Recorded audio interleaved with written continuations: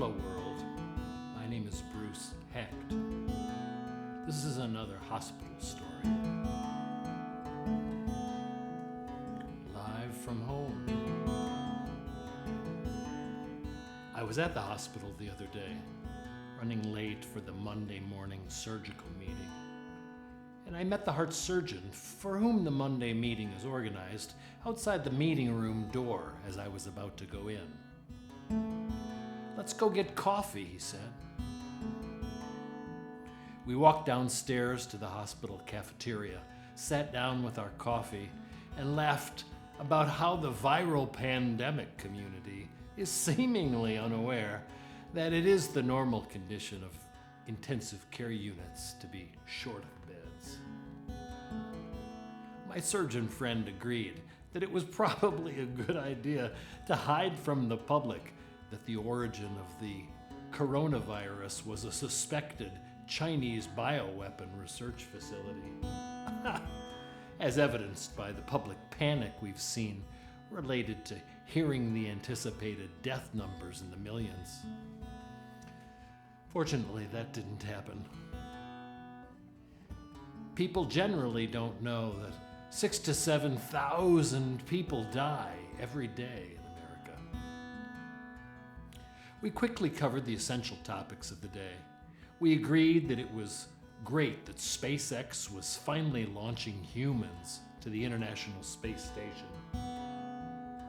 from American soil on reusable American rockets, and we agreed that it was good that our country's energy independence puts us in a position to make more morally rational policies in the Middle East, uncompromised by the critical need for winter heating oil in New England. Anyway, we got back to the meeting room only a few minutes late and had to endure one of my colleagues ranting about President Trump's daily briefings. This guy is a real prima donna. He was ranting on and on about the news and the lockdown and how our late arrival disrespected him. The surgeon looked over at me, smiled broadly, and winked. About 8 hours before that, he'd called me at home, requesting I meet him at the airport.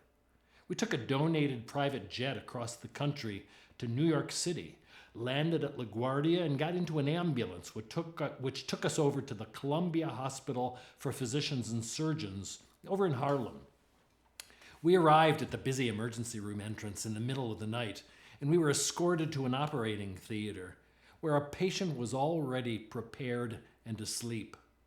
The anesthesiologist there yawned and reported, "The kid's brain dead. He's ready for you." My surgeon friend commenced the harvest procedure. Yeah, that's what you call it, organ harvest. It's like Thanksgiving. Anyway, he removed the patient's heart in a simple series of 4 scissor cuts and put the flaccid empty muscle into a sterile plastic bag and then into another, which he handed to me for transport on ice in my igloo cooler. We changed back into our clothes, took the elevator downstairs, back to the waiting ambulance, back to our Gulf Stream at LaGuardia, back across the country, and back to the Children's Hospital.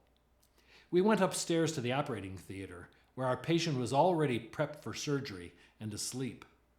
The anesthesiologist yawned and reported, "The kid's parents are on their way over. He's ready for you." Whew. Fortunately, yawns are not too contagious. My surgeon friend opened the patient's chest and, after the usual preparation, placed the patient on the heart-lung machine. The machine's refrigeration unit was turned on and it began to circulate refrigerated blood, dropping the anesthetized patient's body temperature almost to freezing. As he cooled, the patient's heart rate slowed and the mechanical support began to do more and more of the required pumping. Finally, the heart stopped completely. Appropriate clamps were placed, and the patient's diseased, poorly functioning heart was removed. I handed the surgical nurse my igloo container, which she opened and in proper sterile fashion handed the inner plastic bag to the surgical assistant. The surgeon took the donor heart, placed it into position in the patient's empty chest, and proceeded to sew the heart into place. Just 4 lines of stitches, seemingly so simple, attaching one tube to another.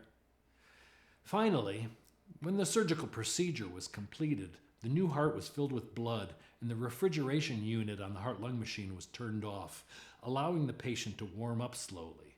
The machine continued circulating warm blood, and the new heart slowly came to life, jiggling and fibrillating with normal but disorganized electrical activity. The surgeon gave the transplanted heart a small electrical jolt, which coordinated the rhythm, and the new heart began to beat normally. At that point, having completed the signature portion of the transplant procedure, the surgeon asked the assistant to close. It was getting close to time for our morning surgical meeting, and with a wave, I indicated I'd see my surgeon friend downstairs in a couple of minutes. We met outside the meeting room, and after the long trip and the all-night ordeal, we decided to go for coffee prior to the meeting.